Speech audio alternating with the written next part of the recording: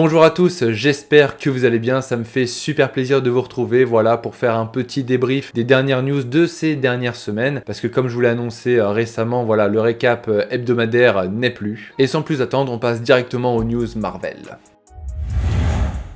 Alors on va commencer très tranquillement chez Marvel, on va parler de jeux vidéo et je vous rappelle que le jeu Spider-Man Miles Morales sort dès cet automne sur PC et donc si vous êtes comme moi, dans mon cas, vous êtes sur PC et que vous n'avez pas pu encore le tester, surtout ne le loupez pas, il a l'air vraiment très cool et moi j'ai hâte de mettre les mains dessus. Ensuite on a eu l'annonce d'un nouveau jeu sur le personnage d'Iron Man et qui sera développé par Motive Studio et qui serait en début de développement. Il s'agira d'un jeu d'aventure solo à la 3e personne et il se situera dans son propre univers. Et donc ça me permet de faire une parfaite transition pour la prochaine news où en fait on a appris que Marvel Games ne souhaitait pas créer d'univers connecté autour de ces jeux vidéo. L'intention elle est louable puisque le souhait de Marvel Games eh bien ça serait de laisser la liberté de raconter des histoires sans avoir à se prendre la tête avec tous ces autres jeux puisqu'on sait que lorsqu'on parle d'univers connecté ça devient tout de suite très compliqué scénaristiquement. Et personnellement, je trouve que c'est une très bonne chose parce qu'on pourra avoir justement des tons différents en fonction des jeux, on pourra avoir des histoires totalement inédite, totalement folle, sans se prendre la tête par rapport à la continuité de l'univers connecté, et pour moi c'est une très bonne chose. Et maintenant on va parler de la news qui a fait craquer Internet, à savoir que Hugh Jackman sera de retour en tant que Wolverine dans Deadpool 3. La nouvelle on l'a apprise via une vidéo sur les réseaux sociaux de Ryan Reynolds, donc l'interprète de Deadpool lui-même, et franchement elle a surpris tout le monde. On apprend donc que Hugh Jackman reprendra son rôle de Logan alias Wolverine dans le film, que le film est prévu pour le 6 septembre 2024, attention aux États-Unis, donc nous ça sera sûrement 2 jours avant. Et enfin on a eu un premier logo pour le film. Alors l'annonce elle était gigantesque, personne ne s'y attendait, surtout avec la fin des événements de Logan, mais il y a sûrement une explication.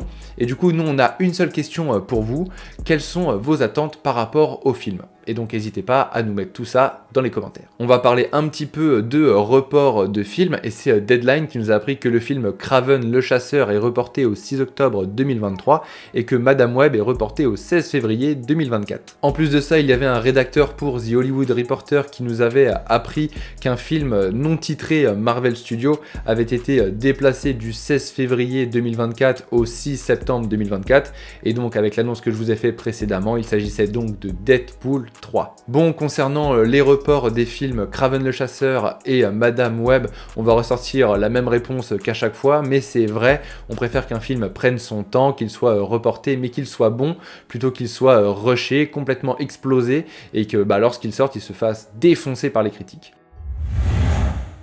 On passe tout de suite du côté de chez DC et on apprend que la série CW Gotham Knights a commencé son tournage et du coup n'écoutez pas toutes les rumeurs que vous avez pu voir concernant l'annulation de la série. Pour l'instant la série se porte très bien et est en production. Ensuite on va parler un petit peu de Tyler Hoechlin qui est l'interprète de Clark Kent alias Superman sur la série Superman et Lois, ça tombe de sens.